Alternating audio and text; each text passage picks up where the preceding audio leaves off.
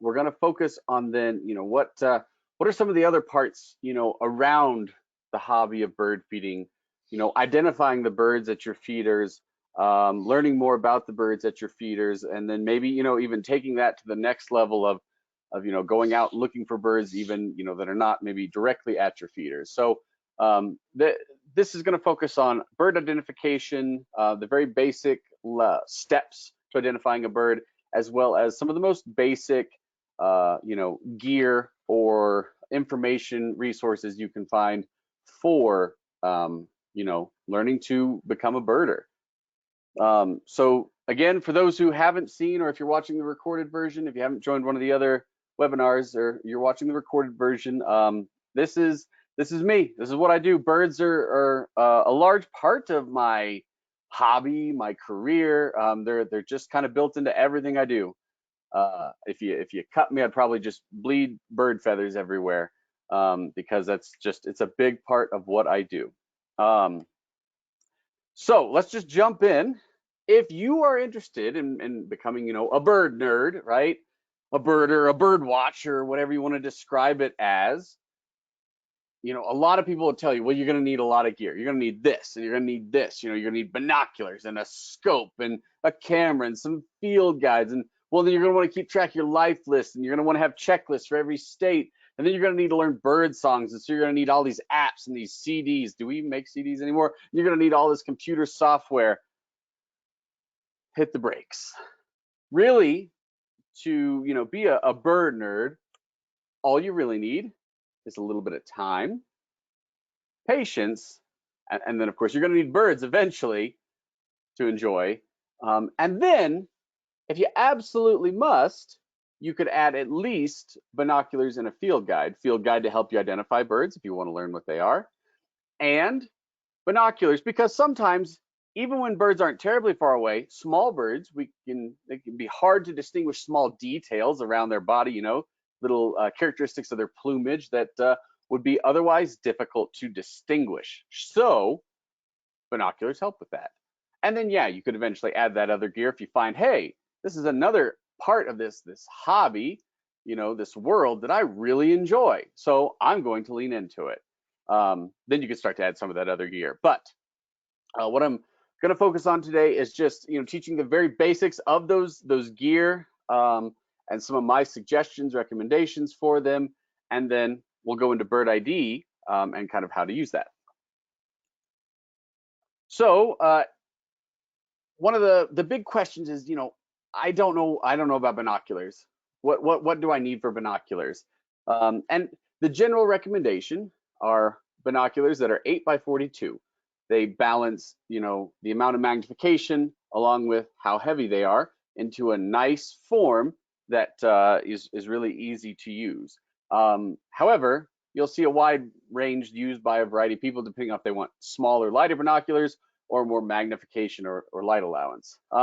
So when you see those binoculars and you see those numbers, it might be confusing as to what they mean. Well, the first number of optics is the magnification. So 8 times, or 8x42 means it is 8 times your normal eyesight. So it's magnifying it 8 times your normal eyesight. That second number is how much light is being allowed into your binoculars. So first number, how many times closer it appears to your eye. Second number, that light allowance, how much light is being allowed in. That's an important number because it's not a beautiful, bright, sunny day every day. Even, it doesn't matter where you are, there's eventually going to be a cloudy day, or eventually the sun's going to set and you're going to have, lower light levels. So having that second number larger allows more light into the binoculars, which illuminates then, the image that you're looking at. So that's what those numbers mean. And, you'll see binoculars ranged anywhere from $200 to $2,000. Although some of the ones that I recommend to folks who are just, dipping their toes in the water, Celestron makes some really good pairs in that $80 to $90 range that are 8x42s or 10x42s, and they're great binoculars for the price. High quality glass, high quality build, and yeah, they may not last you 30 years, but after 5-10 years of enjoying this, you may decide, hey, I'm ready to step up to some even better glass. And we could go into a deep dive, really get into the weeds on a lot of the other details you might want to look for in binoculars. but this is a very basic introductory level to this. If you're going to look into a scope, scopes are going to really rise in price, and then there's a lot of things associated with scopes you have to consider: tripods, covers, et cetera, et cetera.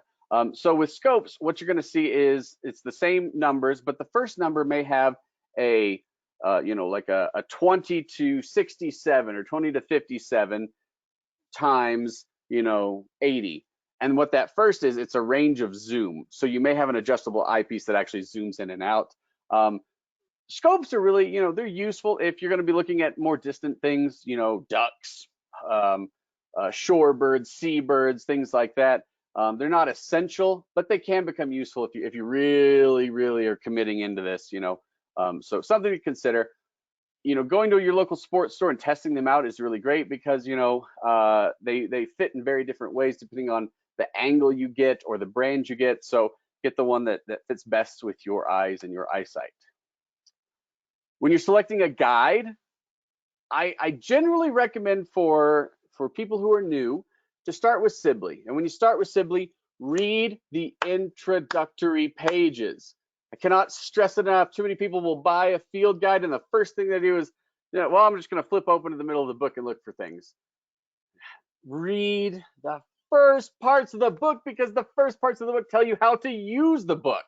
So then you might stumble through it not knowing, well, why is it arranged in this way? Why don't they put all the same colored birds in this area where, these guides are taxonomically ordered? And if that doesn't mean anything to you, well, that means you need to read the introductory part of your field guide. It's usually, the first anywhere from 10 to 30 pages, but it's critical to knowing what everything on the field guide means. Like you see these range maps, if you don't know what those colors mean, well, that's because the front of the book tells you what the colors are. So generally, I like to recommend Sibley as the starting point for those who are new to this.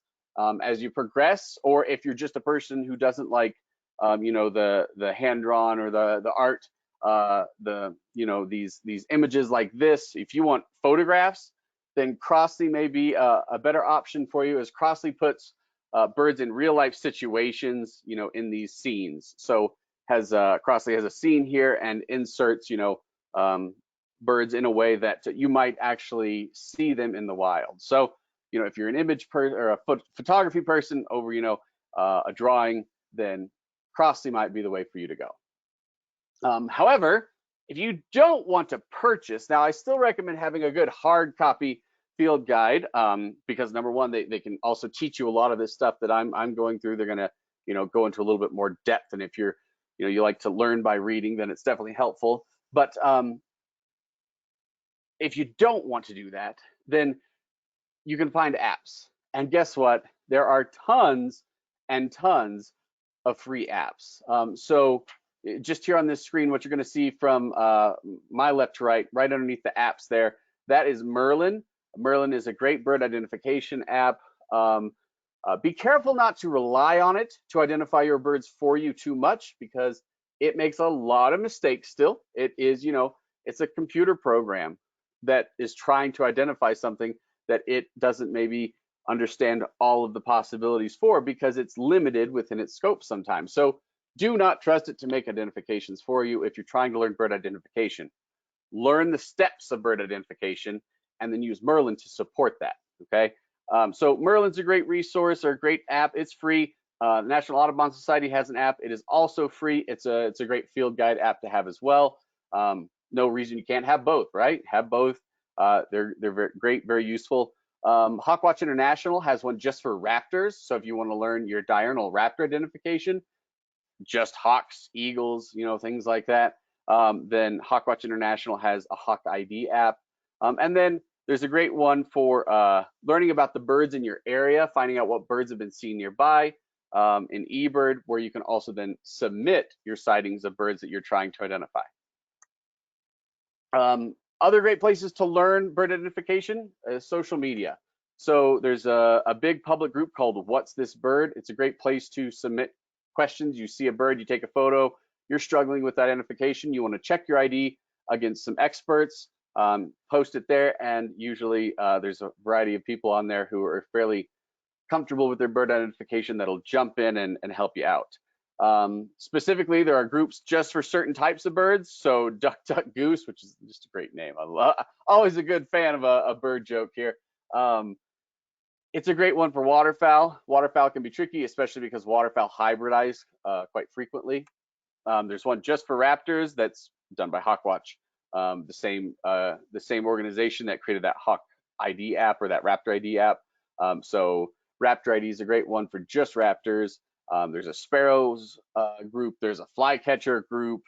Just it's about anything you could think of. And then there usually are state groups as well. So in Canada there are probably more local social media groups as well. It really just depends on where you're at. You might even find one just for your very local city or maybe a park.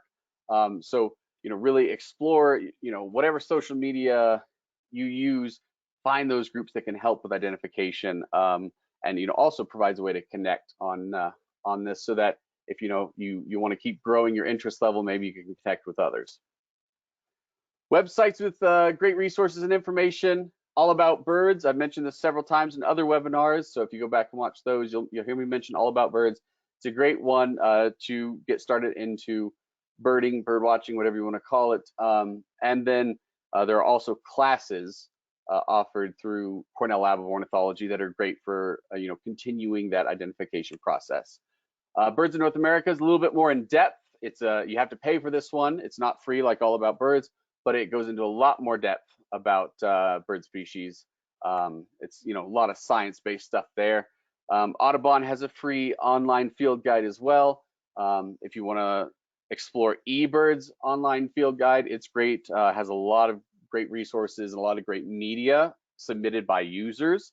It's great as well. And then obviously Flocking Around does a lot of this also. So you can learn more about local feeder birds or bird identifications at Flocking Around. So learning by sound, a great way to do this is there's you can buy CDs and stuff like that, but there are also apps and free websites out there. So there's Larkwire, which has some free stuff to it, but then there's also a premium subscription you can go, and it helps you to learn bird songs through a game format. And then Bird Academy has a lot of different short, easy ways to improve not just sound but sight, and just learning about bird identification in general. So it's a great one. Okay, so with all of those possible resources at your fingertips, so you've got apps, you've got social media, you've got websites. With all of that, what do you do now? Well, now what you need to do is memorize the characteristics of the over 10,000 species of birds in the world. Now, it's not just 10,000 species you got to learn. You got to memorize the differences between males, females, juveniles, immatures, seasonal plumage changes, definitive plumages, alternate plumages, genetic mutations, hybrids, and anomalies.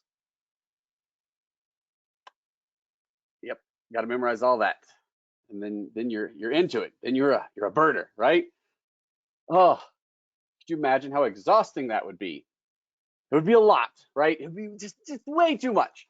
So put a smile on, because we're going to break it down into a way to identify a bird that maybe you've never seen before by breaking it down step by step, the things you need to note in your brain, then when you go to your field guide to reference it. So when you see a bird that you don't know, the three basic questions you ask yourself: what can I see on the bird or about the bird and around the bird? Okay, what can I hear from the bird? And then what is my current situation? What's the date, right? What's the time? Where am I located in the world? What kind of habitat am I in? Those three things, which each have little sub pieces underneath them, right? Those are the main pieces that can help you solve a bird identification puzzle. Another way to look at it is with our identification web. So what's visible, what's audible, and what is contextual, meaning those things that are around us. What's the date? What's the time? What's the location? Because certain birds are found in certain areas and generally not in others. Certain birds come out at certain times of the day and not at others. For instance, your more likely to experience an owl flying at night than, say, a red-tailed hawk. So all of those things work together to support an identification. So what we're going to do, we're going to start with the visible. With the visible, one of the first areas we kind of approach it as, the first steps are what we call GIS, and that is general impression of size and shape. And it originated from World War II fighter pilots to identify, what types of fighters, planes they were going to be fighting against, so that they knew how, what tactics to use, because certain planes had certain capabilities that others didn't. So you'll hear it either referred to as GIS or JIS, and that is what it means: general impression of size and shape. So with no other information, you probably could see the silhouette of this made up, general vector art bird, and you'd look at it and you'd say, well, it's a waterfowl, probably, maybe a goose, maybe a duck, right? You all probably saw it and immediately we're just like, it's a goose, right? Something like that. Maybe you said duck, but you probably framed it pretty quickly, because you know a lot of birds' general impression of size and shape right away. Even though this, with your screen, you probably can't tell size, but you at least started to use it. So that general impression of size and shape are the first two steps of what I like to kind of walk people up, which is the stairway to bird identification glory. And at the top of the stairway to bird identification glory, my friends, you can identify an accipiter by its silhouette. Woo! Let me tell you, that's a challenge. You identify an accipiter by its silhouette, you have learned how to walk the steps to bird identification glory. And there it is, sitting at the top. It's a sharp-shinned hawk, and it's coming to attack the birds at your feeders. Maybe not, but these steps are kind of, when you see a bird and when you're experiencing a bird, how to work through towards that identification. So you see a bird, what are the general shape that it's offering? Because shape and then size oftentimes work together to help us narrow down to maybe a bird's family. So hawks, talons, they're going to be larger generally than like songbirds, say. They don't have webbed feet like waterfowl. They're going to have, maybe bigger wings. Falcons have long, skinny, pointed wings, whereas hawks have big, rounded wings. So, size and shape are those first two steps. And then we go into things like field marks, and we're going to go into more of these, in detail. And then what do you hear with that bird? What sounds is it making that, you can lead you to identification, or you can use in support of your identification. And then we get into contextual, okay? So let's start with shape. Even if you can't identify these birds, you could look at the shape and you could note something unusual maybe about each of them. So maybe the top left bird there, that sharp-shinned hawk from earlier, it's got a kind of longish tail, or maybe its body's kind of offering a almost cross-like, appearance to it, maybe small-headed, many things you could, when you see that silhouette, that's what you could take away. Bottom left bird, it even has some context because it's in habitat, right? So you see it's got long, skinny legs because it's standing in cattails and is, standing taller than some of those cattails. So it's got long, skinny legs, long, skinny neck, elongated body, long, pointy bill, right? You can take these things down, note them in your mind or on a piece of paper or whatever, as part of, learning this identification process. You can get pieces of the shape down. And so birds that have that kind of appearance, long pointy bill, long skinny neck, elongated body, and long skinny legs in a wetland type habitat, well, you could either, you could look into cranes, or you could look into herons and egrets, and they're all going to have a similar body shape, and that's going to help you narrow it down. Now, those are two different families. Cranes are not related to herons and egrets, but we're narrowing down our selection. So if you think of this as a computer program or a data set, or if maybe you do online shopping and you use the filter and you want to filter out certain things because you're looking for one particular thing to purchase, and so you click filter and you filter out, well, it doesn't fit any of these, right? You filter out by size or by price or by brand. That's kind of what we're doing when we identify. We're separating out everything else it could be by what we are seeing with our eyes or hearing with our ears, okay, or what we're using with our context. So this middle bird, even if you couldn't identify this middle bird, what you can see here, I'm going to grab the spotlight here. Oops. Well, that did not work as I'd hoped. Thought I could maybe grab a pen here. Okay. Oh, oh. Well, I don't know how to draw on this thing then. Okay. Well, anyways, if you look at the middle bird, even though the size is way off because this bird is way too big compared to all the other birds, so these are not to scale because the scale would be way off. It has a long forked tail. That might be all you could take off of this bird. But you know what? Long forked tail doesn't occur on very many birds in North America, so you could narrow it down pretty quickly. Same for this bird right here, that kind of middle lower row one there, just a little bit to the right. You can see lower part of the mandible there, or the bottom part of the beak or the bill. It's longer than the top. Not that many birds are going to have that in North America. So even if you can't see the colors or anything on that, you could just narrow it down just based on that, because not that many birds have that feature. Okay. And then, we've already seen this waterfowl, it's got longer legs, so probably more of a goose than a duck, right?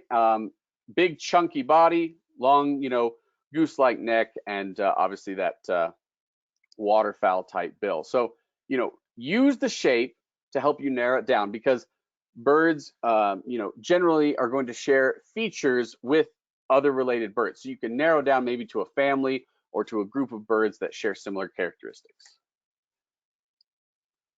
So when looking at birds, that we oftentimes lump together, raptors. Well, shape here, this short-eared owl is going to have a more rounded head and thicker neck than, say, a rough-legged hawk, which is on the right, which is going to have that kind of skinny head, and then that leads into a bulkier body, versus that kind of just overall bulky and more rounded appearance of an owl. So even though these birds, we often refer to them as, well, they're both raptors, they're not closely related, and so even their shapes are not as similar as we might think. So next we go to size, and when we're doing size, we usually like to use birds that almost everybody knows when we're comparing, because it's hard sometimes to read in a field guide, well, a bird is this big. Well, that can be difficult to judge in the field. So using, well, if a robin were sitting in that same spot, how would a robin look there? Because maybe you've seen a robin in that spot. Or, just comparing it to things that you kind of know how big they already are. So, birds that you're familiar with and their size at varying distances from your face. So we use American crow, American robin, and house sparrow because they're fairly common birds across North America, and you can use them as, is it larger or smaller than a crow? Okay, if it's smaller than a crow, is it larger or smaller than a robin? All right, and keep going down, the house sparrow, so larger or smaller than a house sparrow? Not a whole lot, well, there's actually quite a bit smaller than a house sparrow, but not by much. It's either going to be house sparrow size or slightly smaller, until you get down into hummingbirds, which are really small. So think about that, and then where they compare. Now, there's a little cheat code that I like to use with folks is, if you use a Sibley field guide, it's sorted taxonomically. I mentioned that earlier. That means basically how birds are kind of related to one another. And so it just so happens to work out that you can kind of use that field guide, and that the first third of the field guide, those birds are going to be larger than a crow to about crow size. And then that middle third of the field guide is going to be about crow to robin sized birds. And then the last third of that field guide is going to be about sparrow sized birds. There are exceptions. Hummingbirds and swifts are kind of mixed in closer to the front third of the book, so they can get mixed in with the others. But generally speaking, if you're looking for smaller birds, they're going to be towards the back of the book. Larger birds towards the front. It's a cheat, so it does not work perfectly, so don't rely upon it, but it's a helpful way to kind of help know how to sort through your field guide if you're not familiar with bird taxonomy. So with those three birds, then when you're comparing other birds, so that red bird between the crow, and robin, that's a blue jay. So blue jays are in between crow and robin size. Yeah, blue jays are bigger than robins. And then between that robin and house sparrow, that's an evening grosbeak, common feeder bird. These three red ones are all common feeder birds. So evening grosbeaks are smaller than robins, but larger than house sparrows. And then that last one there, that last little red one, it's an American goldfinch, smaller than a house sparrow. Okay, and works with my cheat code for the Sibley Field Guide is goldfinches are going to be towards the back of the book. Okay, so field marks. So what we've done size, or we've done shape, size, and then we're going to do field marks. And field marks are basically the markations created by a bird's plumage. And so we're not going to go through all of them because that would take too long, but the basic ones are in the beginning of your field guide. So if you get your field guide, read through it, it'll teach you all of the most basic field marks that the field guide will refer to. And so what those look like, you might see something referred to as the crown, the top of the head, the supercilium, which kind of is that eye stripe over the top of the eye, not the one that goes through the eye, but the one that goes over the eye. Some people might call it an eyebrow, but it's frequently referred to as the supercilium. The malar stripe, which is kind of that area, down the jowl area. The chest, obviously, is one that many folks know, but you might not know. The back of the neck is called the nape. So it's not part of the crown. The crown leads down into the nape. And so learning your field marks is important because many birds, we utilize field marks for identification. So this lark sparrow has a beautiful face for field markings. It's just beautiful because its plumage has all of these great markations that help to lead to its identification. It has very distinct field marks on its face. Okay, so that's all visual.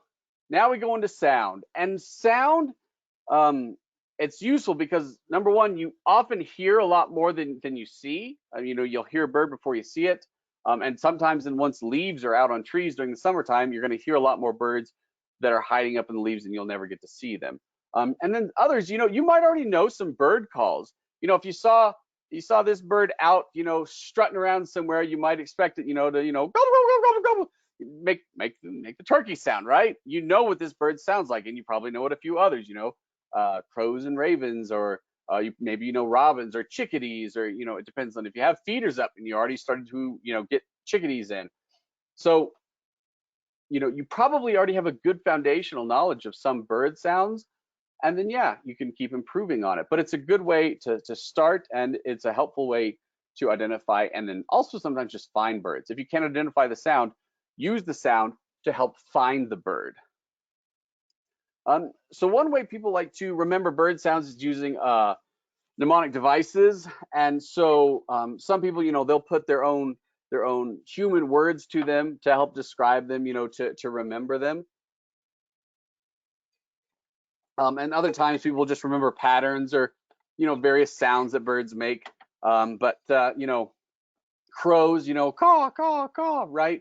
Ravens sound like a, kind of a crow with a sore throat, hoarse throat, right? And then, fish crows, if you live in the area where fish crows, they sound like a nasally crow, caw, caw, caw, right? So there are tricks to learning all of these, and using the devices to help remember. House wrens sound like a wide, just a jumble of notes and sounds. Red-winged blackbirds, common ones in marshes, do a conkledy or a conkaree sound. It's oftentimes how it's described. Goldfinches, when they fly over, they make a little sound, and some people describe it as them saying potato chip, potato chip. And of course, with their gold plumage, then they look like little potato chips flying over. Olive-sided flycatchers do one called quick three beers, and so that's how some people remember that. A lot of the flycatchers say, they talk a lot about beer in their songs.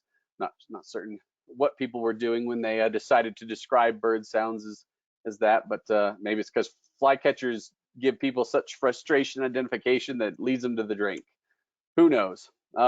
So these are some common ones, and a lot of books will help to describe them as that, but then there are other things out there that will help give you mnemonic devices to remember certain bird sounds. There's a fun one out there from Bird and Moon that is a lot of fun for folks. All right, we're sitting here for a while and we've still got a bit to go, so I just want to remember everyone, make sure you're stretching next to your computer. We've been sitting a lot at these webinars we've been joining every week, so make sure to stretch at your computer. I'm going to take a drink of water. This is my reminder to drink some water.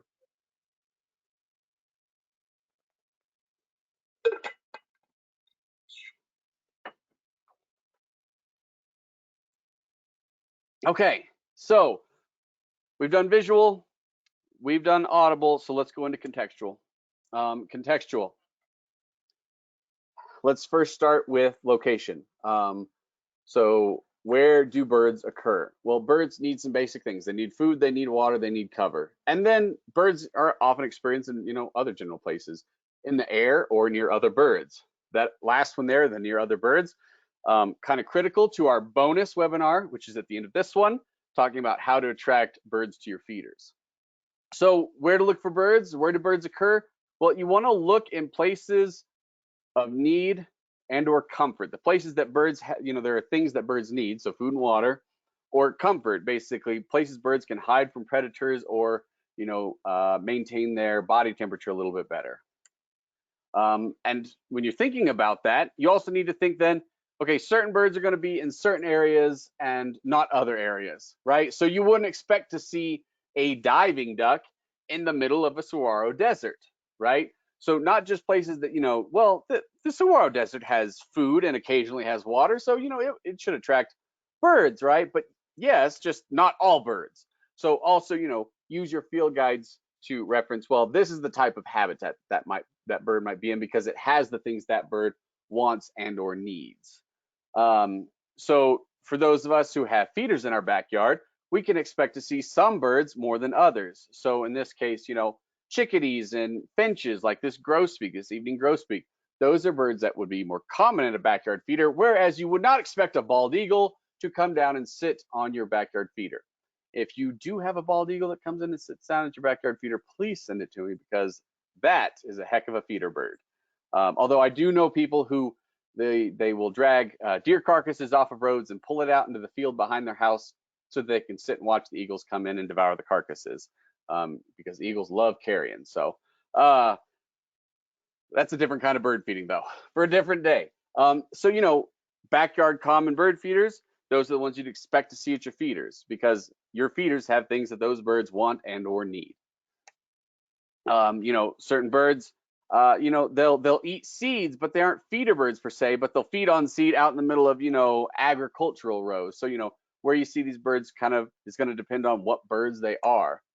Like sparrows, you might find in weedy edges or at the edge of trees, like this song sparrow, or this red crossbill, which you'd expect to see crossbills. They are adapted to eat the seeds of that come out of pine cones. So they need, trees that have cones. So associate, those birds with the habitats they need. So if you're walking through a riparian habitat, what birds might occur there? Narrow it down. If you're in a riparian habitat, you would not expect to find very many desert birds that mostly live out in, barren desert there. Or maybe you're walking in a riparian area with a lot of trees. You wouldn't expect to find too many, alpine species that really like wide open, places, or tundra species, that like wide open. You rarely see like snowy owls sitting in trees too often. They prefer to sit out in open ground, So think about your habitat and what birds would use that versus what birds wouldn't. And that's where your field guide comes in handy because it has all that information. So many birds have distinct behaviors that can also be helpful in identifying them. So you might know this bird is a woodpecker, and you'd be right if you did. Woodpeckers peck. They climb up trees, down trees, and they peck. Well, there's some other birds that climb up and down trees, and they do it a little bit differently than woodpeckers. And so those behaviors, though, can help you to narrow it down to what it's doing. So for instance, in this image, the left bird is a red-breasted nuthatch, and the right bird is a brown creeper. Well, creepers go up trees and up trees only in a circling fashion. They'll kind of just work their way in a spiraling upward motion up the tree, whereas nuthatches will go up and down the tree, up and down the tree. They can go either direction. Creepers really only prefer to go up the trees. I have very rarely, if ever, seen creepers coming down trees head first. All right, they will walk down the tree kind of hopping downward, backing down, but they will not turn around and go head down the tree, whereas a nuthatch will absolutely go head down the tree. That's what this nuthatch here was doing before it decided to look up and see what I was doing.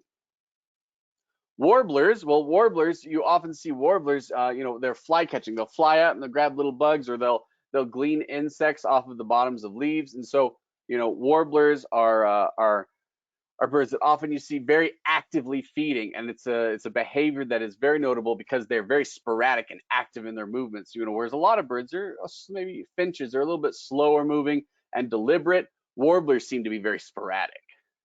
Um, so other things you can look for, behavior, soaring.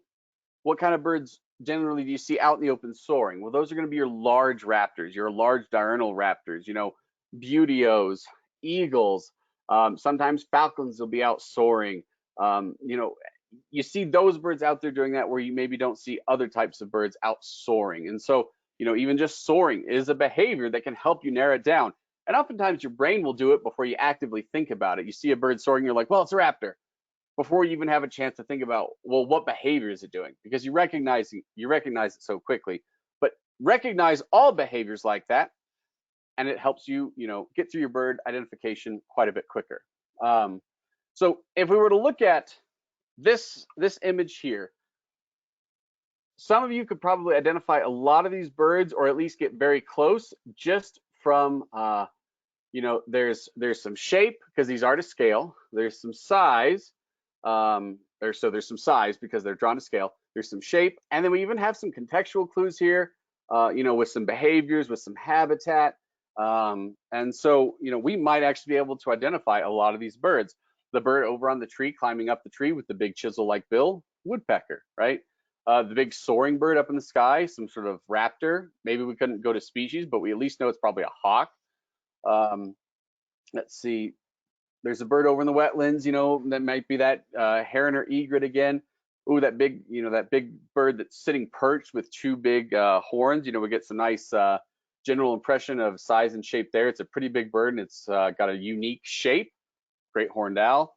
Okay, so even just looking at this, even though you don't have field marks or colors or sounds or anything, you can start to separate and narrow a lot of these birds down once you know kind of the basic characteristics for families of birds or groupings of birds to look for.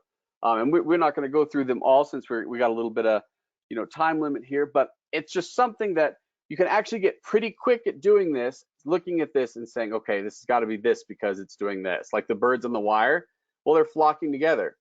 Some birds don't like to flock together. Some birds do.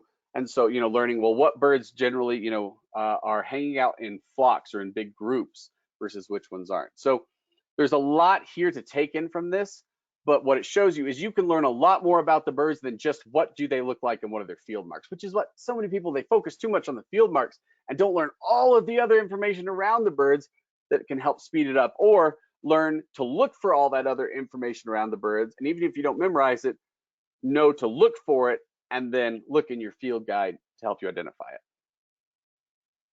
All right, so when you see a bird, observe it. And observe it, that can mean, watch it and listen to it. And by observing it, you're looking for that general impression of size and shape, shape and size. That is going to help you narrow it down maybe to its family. Then you're going to look for field marks. Then you're going to watch its behavior. You're going to listen for vocalizations. If you have a bad memory, or maybe you just keep a field notebook, a nice field notebook, you're going to want to take notes and maybe sketch the bird out. And then, if you have a camera photographing a bird, well, that captures that moment, so you can come back and identify it later, maybe with some help. But the last thing you want to do is go to the field guide. And I mean that in the literal sense. Don't see the bird and then go to your field guide, because you know what happens when you see a bird and you open your field guide before you take all that information in? Bird's gone, because it's a bird and it flies, and they will fly away and leave you in the dust. So take all of that information in, record it somewhere, write it down, get it somewhere, stable, and then open your field guide. Do it last, because if you do it first and you look down and you didn't actually take in all the bird, well, it is gone before you ever get a second look at it. So see it and take it all in, especially when it's a bird you're observing for the first time and you don't know anything about it. Take all of the bird in and then go to your field guide. Again, when you're first learning. Now, once you get better at it, you might be able to quickly take everything in and then, go to your field guide, because maybe certain families you need to look for certain field marks. But when you're first starting, take it all in, go slow.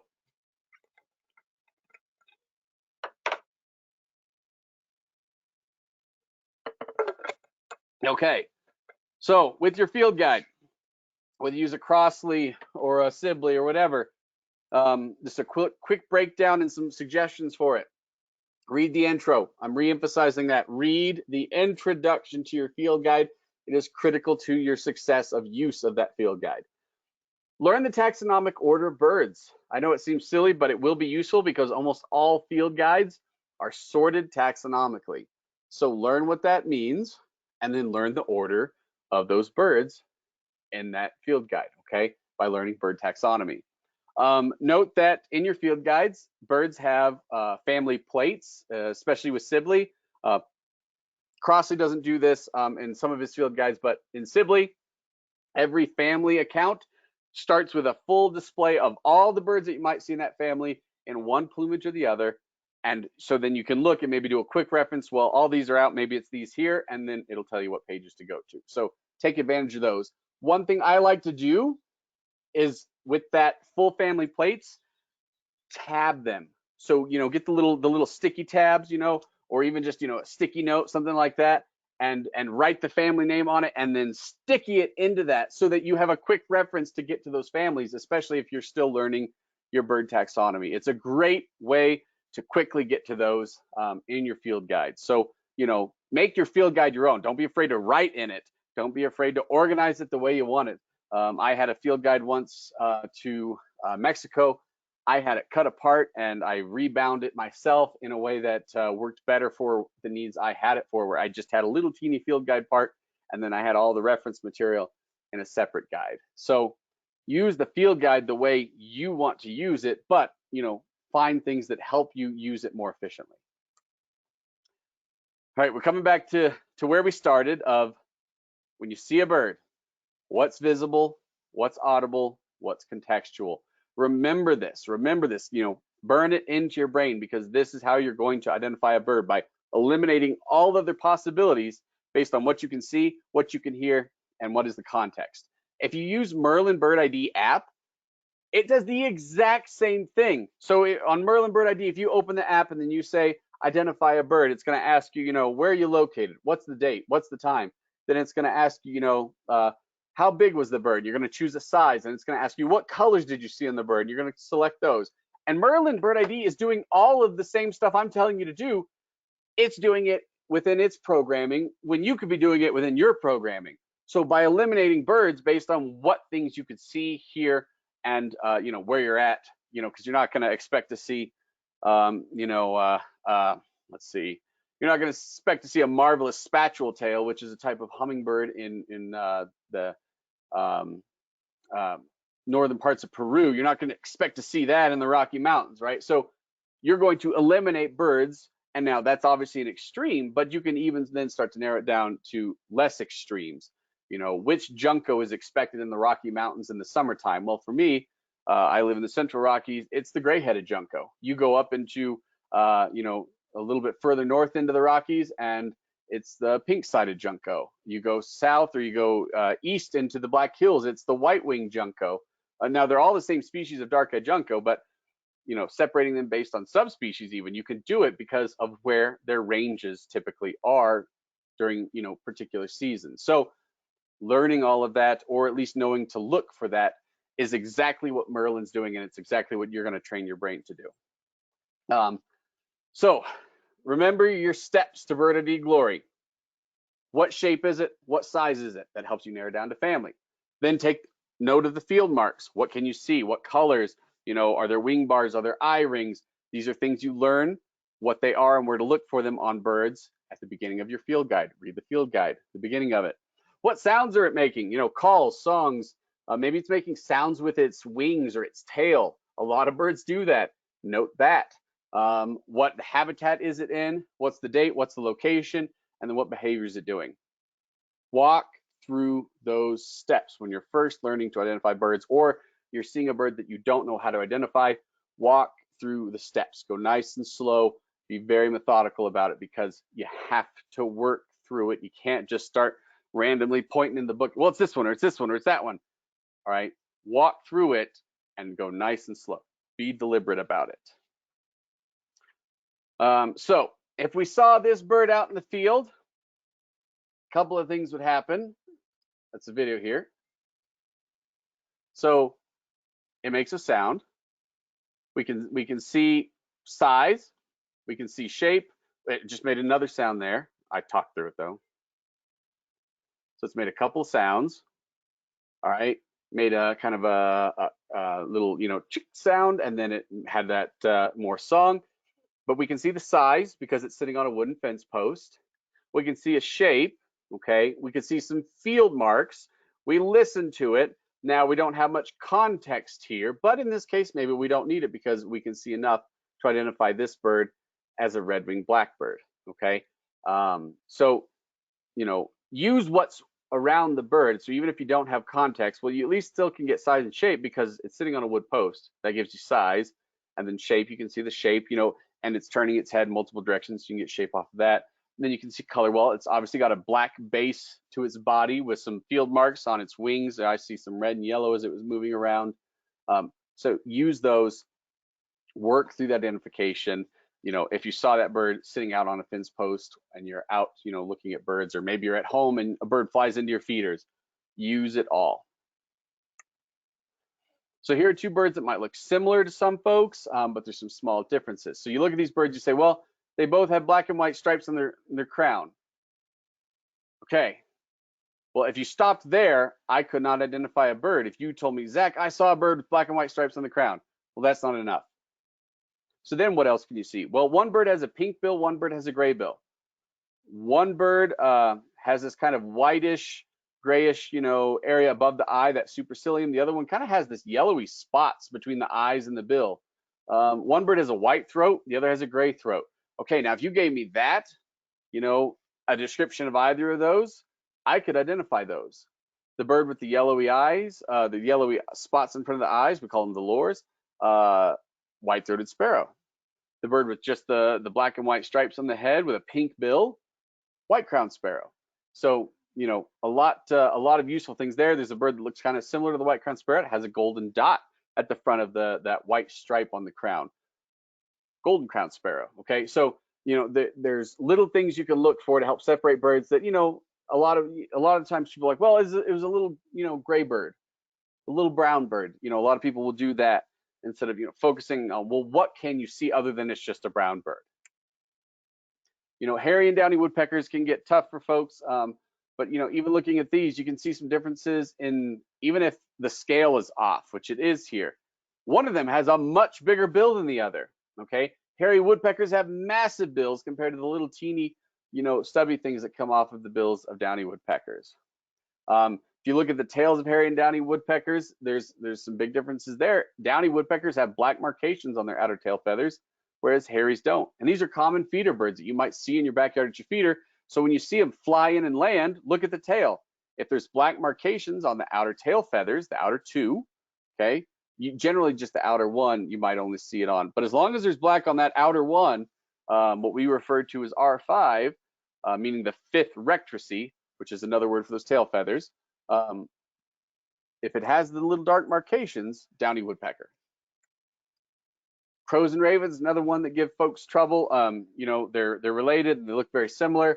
But ravens have this massive bill and this blocky head and this shaggy throat, whereas crows, are a little bit more petite and a little bit cleaner looking, and don't they don't have just that big bulky size and angular head and long wings and just overall this big bulky kind of almost intimidating appearance that the ravens have. And so learning to tell those subtle differences apart is what your field guide will help you to do, what to look for, and then look at those birds over and over again until you get it ingrained in your brain. Okay, so if you didn't know which one was which. Another thing when they're flying, tail, you can look at the tail shape of each of these. American crow has kind of a squared off tail, whereas the common raven kind of has a diamond shaped to triangular shaped tail that when spread then is a little bit more rounded in appearance and less flat than the American crow. Another common one that here in the Rockies, we get mistakes around a lot. These two birds, you might look at them and say, well, that bottom one's a baby Canada goose, right? Well, no, that bottom one is a cackling goose, which is a different species than the Canada goose. And so learning the birds that look very similar and learning the very distinct things that tell them apart can be useful. When you actually then see them in the field, a lot of folks still, well, it looks like a Canada goose, because if you don't have perspective or you don't have something to scale it against, it can be tough. But many species of Canada goose are a lot larger than some cackling geese, although not always. Sometimes then they'll actually range closer in size. It can be tough, but learning the finer details on how to separate them can be beneficial. So use your field guide to your benefit to learn how to separate all these. Okay, and with that, we have a few minutes for questions before we move on to our bonus webinar, where we're going to just do some quick hits on attracting birds to new feeders. So do we have some questions, or are we ready just to move on? Zach, we do have a few questions in the chat. Monique has asked a bunch of questions and gave some observations, some very interesting observations. So one of her questions was, I think you touched on it a little bit, but maybe you can expand.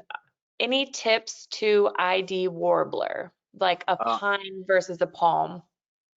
Yeah, okay. So you want to get into specific bird questions. Habitat is going to be different generally for the two. Pine, palm, especially, I think, Monique, if you were on last week and we're asking questions, I think I remember you were from Florida. So you get them in wintertime, right? Pine will come to feeders, palm will occasionally, but when they do, there's a size difference. Pine are significantly larger, thicker, heavier bill. How extensive the yellow is very different, but behavior is a big one. Palm warblers have a behavior that's very distinct in warblers, and it's a little tail pump. They'll pump their tails. Okay, pine warblers don't do it. So that's behavior right there alone. If you can see the behavior, can eliminate one versus the other. There's some habitat things, but there can be crossover on their wintering grounds in Florida. But the extensiveness, the yellow, the size, and behavior are very big things, and then the shape too, because like I said, that pine warbler, big heavy bill versus that more petite warbler, more petite bill of the palm warbler. So if we're getting very specific there, those are some real big things you can look for. Awesome. Let's see. She observed a solo whistling duck land to stop under a feeder a few minutes and then flew off this evening, which she thought was an odd behavior pattern. Yeah, right. Because whistling ducks are normally in large groups, so that is unusual. Hard to say what was happening there. It could have been a wide variety of reasons why it was solo. Maybe maybe it's been ill, or maybe it's injured, so it doesn't keep up with the flock as well, or maybe it just happens to know about your feeders and it hasn't shared it with the rest of the flock, and so it sneaks away occasionally to get a little bit extra food that's quick and easy to grab. Some birds are very vocal about when they find food within their family groups or within their flocks, and other birds can be less so. So hard to say why that happened, but yeah, they will come into feeders. I have seen them at feeders, not frequently though, so that's a cool sighting. And then last question, fish crow versus American crow. Okay, so that one is a call. There are some very subtle physical differences, but it's going to be one of those things where it's going to require a very lot of close study. But it's just a call. The crow is a caw, caw, caw, and then the fish crow is a caw, caw, caw, right? It's really just the call is the easiest way to separate them. Most people will tell you don't try anything outside of that. Habitat sometimes can be helpful, and then obviously range can be helpful, because some areas we can find fish crows that American crows are less frequent at. But the call, if you live in a spot where both are, the call is the way to go. Awesome, thank you. Absolutely. Is that all the questions for that one? I think so, yep. If you have any more, feel free to drop them in the chat. Okay, so let me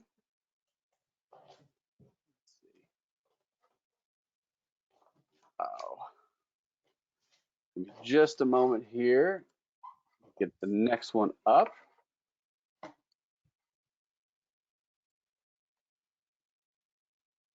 Okay, so attracting birds to new feeders. This can be one of those things where, someone will call me and say, Zach, I just put up new feeders and I haven't had any birds for 2 weeks. And what do I do? What am I doing wrong? Why aren't they coming in? And there can be a lot of reasons. One, maybe, it's just a patience thing. Sometimes it can take a longer time, but if you want to get past that, then, that's what these tips are going to come in. And sometimes, there's just maybe some things you need to fix. Maybe you're not using a food that, birds in your area are really interested in, because it depends on what birds are in your area. So we're going to go over some quick tips for how to attract birds to new feeders. And there's a big one that I like to share with folks, because it's a fun one. It's not just your typical, well, try a different food or move the feeder. It's a really fun one that I really like to encourage people. Try to get this to happen, and you'll see a big change in your feeders. So let's jump in. So yeah, food types. Well, I'm not getting birds at my feeders. Well, are you only offering one type of food? What kind of food is it? Is it the kind of food in the right kind of feeder that is going to attract the birds that you have in your area? If you put suet up in the middle of the grasslands with no trees around, well, suet is a food typically preferred by things like nuthatches, woodpeckers, chickadees, right? Well, it's not going to maybe do as well out there. Out in the middle of the grasslands, you might want to be throwing out, corn and millet, some grass seeds, because corn and millet, I don't know about millet, but I'm pretty certain millet and corn they're both grasses. And so those seeds, you want them out there where then, birds that are used to finding grass seed can consume it. So think about where you're at, the habitat you're in, and the type of birds that would be in your area, which is, again, going back to learning your local birds, which was last week's webinar. So if you don't remember or you haven't seen it, go back and watch that one if you're watching this recorded. So learning the birds that are local to you, and then using the correct foods to attract them. And then, are your feeders usable? Are you making sure your feeders are in, good repair, or are in, that you're using them in the right manner? Because, maybe you accidentally put your suet feeder, in a very, awkward way that birds can't grab onto it or something, so consider that and then match them to your birds. So location is a big one. I've got one feeder that's way out in the open in my yard. The birds don't use it as much. I put it out there for a very specific reason, but it just doesn't see as much use, and I'm okay with that. I put it out there knowing it would not see as much use. So consider that, because birds like to be close to cover. So make sure your feeders are close to areas where birds feel like they have a quick escape route if a predator comes through.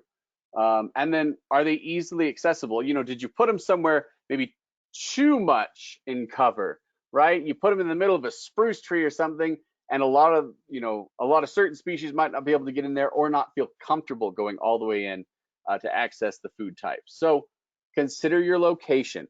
Close to cover, maybe not too much into the cover though. Close, not too far. Quick, easy distance for them to come feed and go back in if they need to.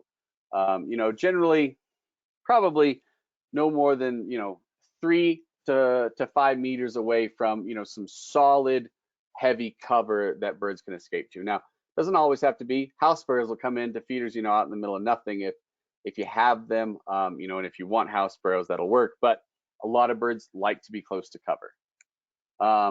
Water. Okay, so you put out food, but have you put out water? Because birds can find food in a lot of different places, but they can't always find easy, fresh, accessible water. So you want a way to speed up the process of getting new birds, or you want to attract a better diversity of birds? Water. Get some water, whether you have some, maybe if you're near, a creek or a river, well, then you already have fresh water. But if you don't, you need some fresh water. So really, really consider that.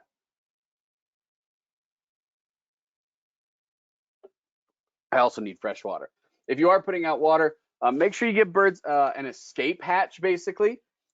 Some bird baths can be a little too deep. So you'll notice in the image here on this slide, you're going to see there's a stone there next to that bird. Now, this bird is large enough that this shallow dish of water isn't a big deal, but putting the stones out gives birds a chance to escape if they get, a little bit too sunk down in the water. It's mostly for smaller birds like siskins and chickadees, but if you have a water dish and it's deeper, give them a way out of the water dish so you don't have birds drowning. Okay, so what else? Well, habitat, which kind of goes back and it kind of works in association with location. But habitat can lure birds in to an area with feeders. So if you have good habitat, well, then the birds will come in for the habitat and then they'll stick around for the feeders. So, think about, if you have a yard with no trees, well, maybe you need to consider planting some trees in that yard, or some bushes, or some flowering plants if you want to get hummingbirds, things like that. You put flowering plants out for hummingbirds, they'll feed on those, and then they'll still take advantage of your feeders. One will not exclude the other. And if you've watched all of our webinars at this point, you're going to say, well, this is starting to sound repetitive. Well, yeah, because this is all advice that we need to, make sure we're all taking advantage of if we want to maximize, the birds in our backyards. So habitat, and it goes in with that location. You got to have the habitat then to give the birds the cover if they're birds that want cover, nearby. Otherwise, they won't visit your feeders. So consider habitat. But the big one that I wanted to focus on today, that we're going to spend just a few minutes talking about, it's a silly thing, but when you do this, when you get this to happen, it can be the biggest game changer for attracting more birds to your feeders, to your yard, and it can be a drastic change after this happens. This one thing. And it is something so simple, so silly, that you might not even realize it. But chickadees. Chickadees are the coolest birds in your backyard. And that's not just from my perspective, but from other birds. And why that is because chickadees are vocal. And not just, simple type of vocal. Chickadees can produce, over 47 different unique sounds that have unique meanings. So they can communicate on a very broad scale. They'll use patterns, they'll use pitches, and they will communicate messages within their flocks.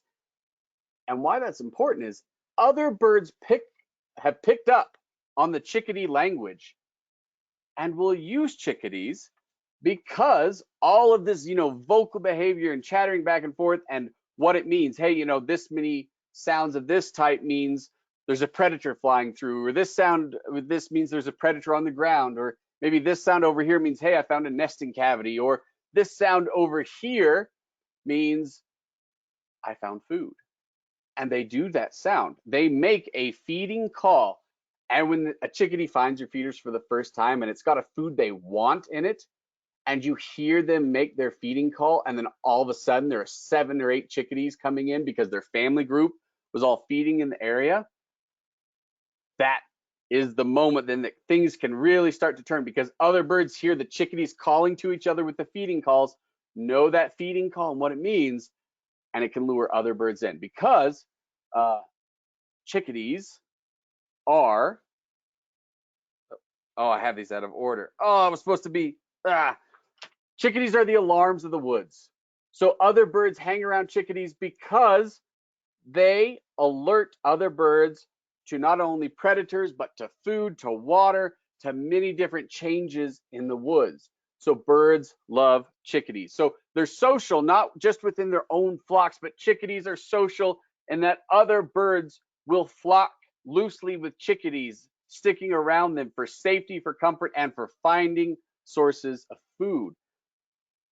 So how do you get more birds to your feeders?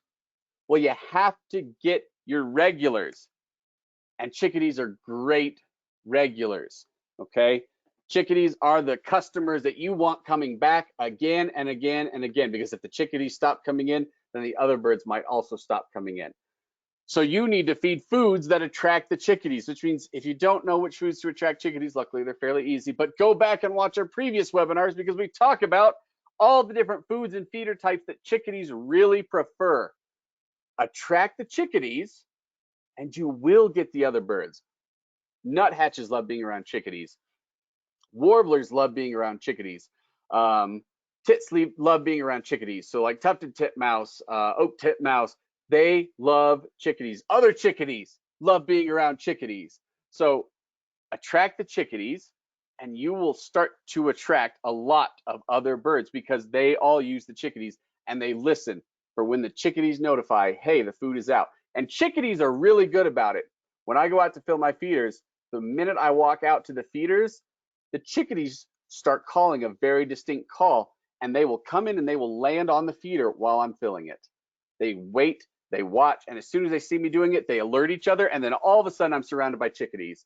Sometimes it's a little intimidating. They can be a little pushy about it. Like, hey, give me a second. I'm filling, okay? But they notify each other, and that sound then also alerts other birds. Hey, the chickadees, they're doing the food calls. There must be food out, especially if the feeders maybe have been empty for a day or two longer than I intended or something, the chickadees alert everybody to it. So getting the chickadees can be one of the biggest things. Another great part about chickadees, they're widespread. It's not the same species across North America. There are different species of chickadees depending on where you live. Northern part of the U.S. and southern Canada. There, you're going to have black-capped chickadees. Southeast U.S. We're going to have Carolina chickadees. Out west you might get chestnut-backed, or up north boreal, whatever it is. But the chickadees, they're scattered across the populated areas of North America, so they're fairly easy to attract. In the Rocky Mountains, for me, I get black-cap and mountain chickadees, but black-cap's a lot more frequent to the feeders than the mountains are. So they're widespread. So almost no matter where you are, you have a pretty good shot of attracting some chickadees. So if you attract the chickadees, other birds will listen, other birds will follow, and then other birds will come in and feed with the chickadees. Now, you can just use the feeders that we recommend and the others, but chickadees also prefer to have good habitat. They like to have trees with cavities for nesting. They like to have caterpillars in the summertime to feed their chicks. A single chickadee family will consume upwards of 10,000 caterpillars in a single summer. So they might stop using feeders as frequently in the summer. So you got to have other habitat to keep them, right? You don't want them to wander away from your home during the summertime because they might still come into the feeders, and utilize them a little bit.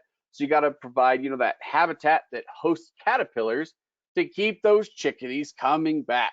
So, provide something that keeps those chickadees in, give them a place to live, whether it's, a birdhouse that's made for chickadees, or just making sure you have good habitat, that has cavities for chickadees. And then, keeping your feeders full, and then planting native plants to support, caterpillars and stuff. Keep those chickadees happy, and they will keep themselves coming in and other birds coming in. So if you want birds just coming into your feeders first, chickadees are one of the easier birds to attract.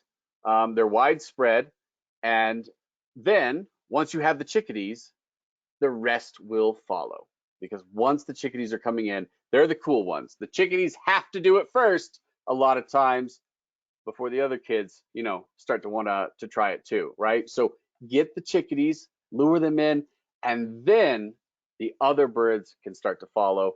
And it doesn't always have to be. Sometimes you get other birds first, but that can happen. Now, if you live in a setting where you have a lot of house sparrows are a fairly big competitor to chickadees, and they're very aggressive. And so if you have a lot of house sparrows, it can deter a lot of diversity at feeders, because they're an aggressive species to all other feeder birds overall, but then also the chickadees aren't around, and the chickadees are a great resource for other birds because of all the things that chickadees do, notifying about food, water, and predators. So just kind of wrapping up on this real quick, I always like to show resources, if you want to learn more about all the cool things chickadees do, here's some great resources to do that. And then if you have questions, we'll do another round of questions. It's a little bit shorter than than the 30 minutes. So that's fine because I didn't want to go too extensively into